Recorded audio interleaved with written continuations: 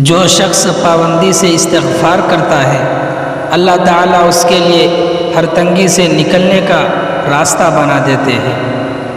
حوصلہ ہم جوان رکھتے ہیں، مرتبہ عالی شان رکھتے ہیں، دل میں ہے لا الہ الا اللہ، ہتھیلی پہ جان رکھتے ہیں۔ دل کے مردہ ہونے کی علامت یہ ہے کہ گناہوں کے زخموں سے تکلیف نہیں دیتے۔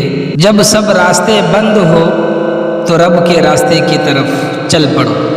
اگر کوئی تم کو صرف اپنی ضرورت کے وقت یاد کرتا ہے تو پریشان مت ہونا، بلکہ فخر کرنا کہ اس کو اندھیروں میں روشنی کی کرن میں تم نظر آئے ہو۔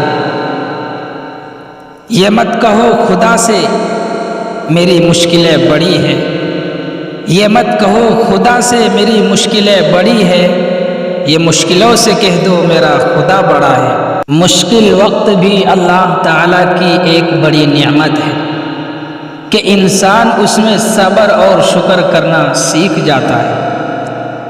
گناہ کر کے کہاں چھپاؤ گے، گناہ کر کے کہاں چھپاؤ گے، یہ زمین و آسماں اسی کا ہے۔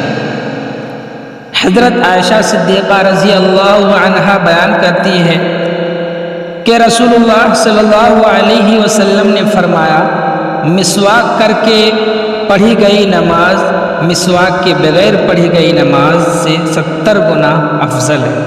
حضرت جابر رضی اللہ عنہ بیان کرتے ہیں کہ رسول اللہ صلی اللہ علیہ وسلم نے فرمایا، جنت کی چابی نماز ہے اور نماز کی چابی وضو ہے۔ لوٹ جاؤ اپنے کریم رب کی طرف، لوٹ جاؤ اپنے کریم رب کی طرف، اس سے پہلے توبہ کا دروازہ بند ہو جائے۔